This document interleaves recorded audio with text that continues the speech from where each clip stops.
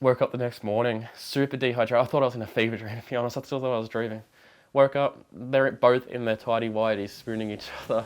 Lucky I was sleeping on the couch.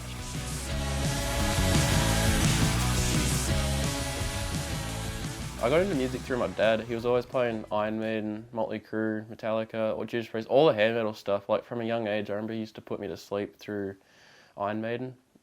He used to play Fear of the Dark from as young as I can remember. Like when I was in a cot, he'd put me to sleep with that song.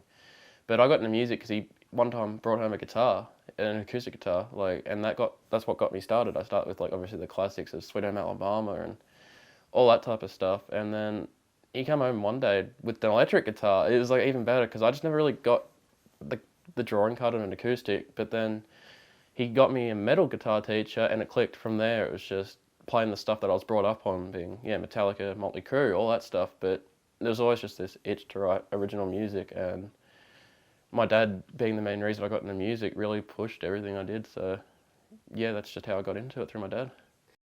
So we've been a band for just over 2 years now. Yeah, coming up to that. And we started off playing in Wagga, being beer gardens, more just softer crowds, like softer venues, just trying to get our name out there. And then we went from that, I think, and then we expanded out to Albury. We have so much appreciation for Albury. It's amazing. Albury, we started playing the youth cafes, and that's where we reached out to communities and new bands. And after the communities we met there, we then got to Canberra. After Canberra, we travelled to Melbourne when we started playing the Last Chance Rock and Roll Bar. Met some really cool bands like Lola. The punk crowd's amazing. The community in the punk is just something we will not forget. Played the Last Chance Bar in Melbourne. We've played the Tote in Melbourne. Where else have we played? And then we went to Newcastle. Newcastle's King Street is just something that's just blown my mind. We played there, and the crowd there, just such nice people. It's a family we never knew existed, but are so lucky to have. So, Animal 1 and 2. So I met those two. So I met John through a guitar teacher of my high school. And he teaches drums, but also guitar. So I met him.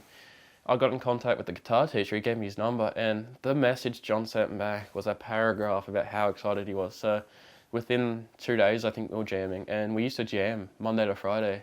None of us worked. We used to just John wasn't in school, and I used to just wag school, fake sick.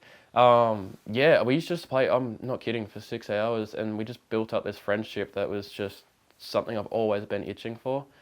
And met Connor, interestingly enough. We went through this music program through Wagga, New South Wales Music, and that was a lot more pop side of stuff, but I thought it's worth doing. And met him. I didn't ask him for the 3 months that I was in that course, and didn't ask him. We took photos. We had to help each other out. I thought he was 30 years old. That's why I kept quiet. But then reached out, explained I need a bassist, because I was just, no matter how old, I was just itching for one. Turns out he was only 18. He was just lanky and had a shaven head. So I met them that way, yeah. So we're working on hopefully getting an EP out. We've got our fingers crossed. If a New South Wales music grant comes through, we'll use that to make an EP, push that on all the socials and reach out to everyone. If not, we're not going to let it stop us. We're still going to push out an EP either way. So hope to get that out. And then we hope to move on to an album and just reach new crowds. Yeah.